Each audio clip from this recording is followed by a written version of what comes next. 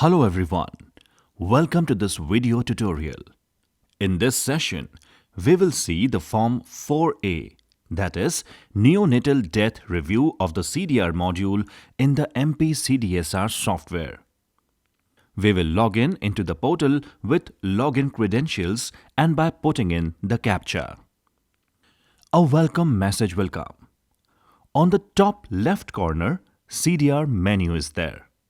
When we click on the CDR menu, we can see Form 5, Form 4 and Form 1. So, we have to go to Form 4, then Form 4A, Neonatal Death Review.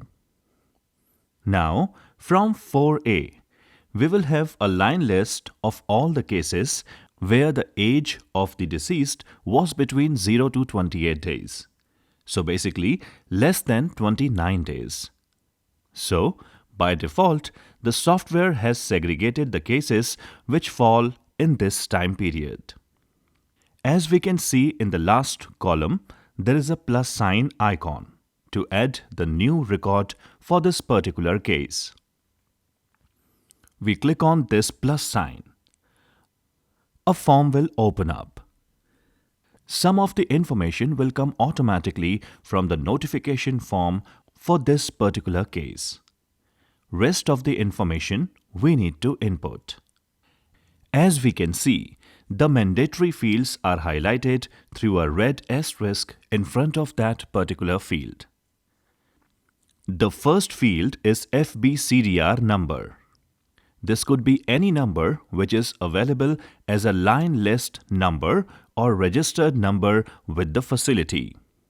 Then we need to fill all the mandatory fields and then we click on Next to save the data and go next to Section A.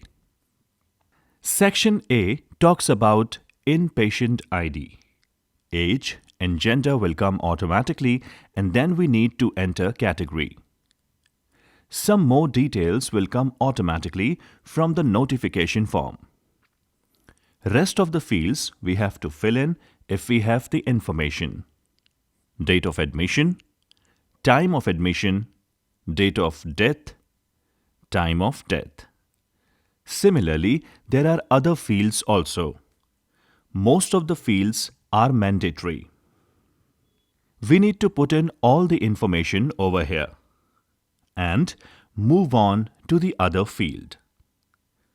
Now we can see there are fields associated with main complaints at the time of admission.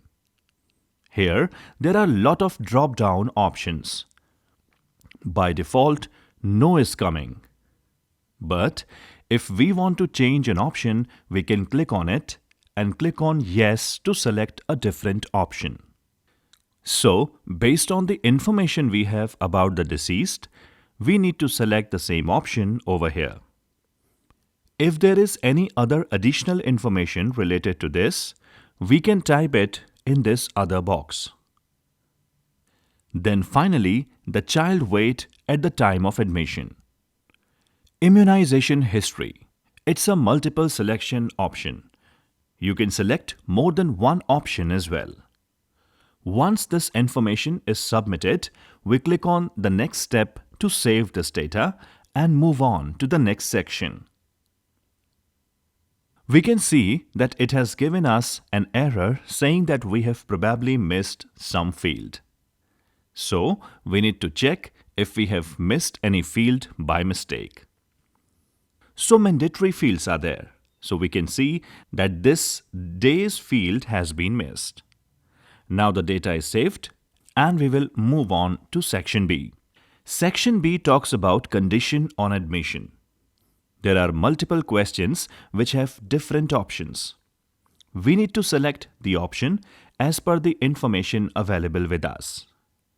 Then, investigations done.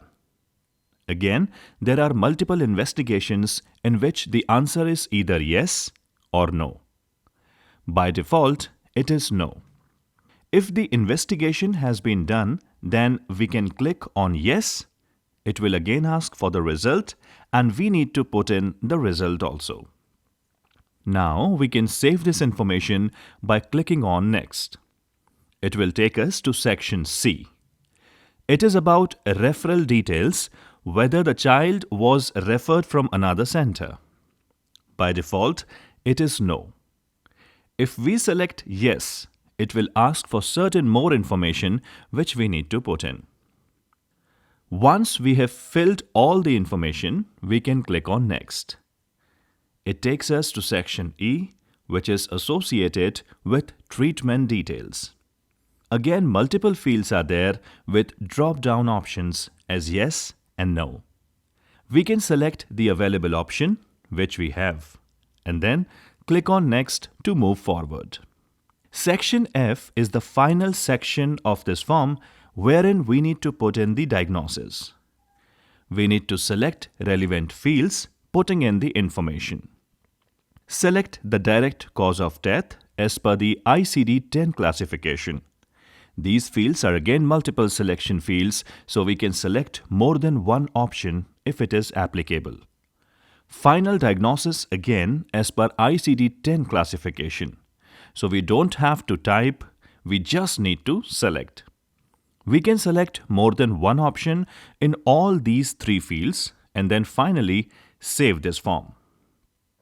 This way we save the information in Form 4A, which is a facility-based neonatal death review form.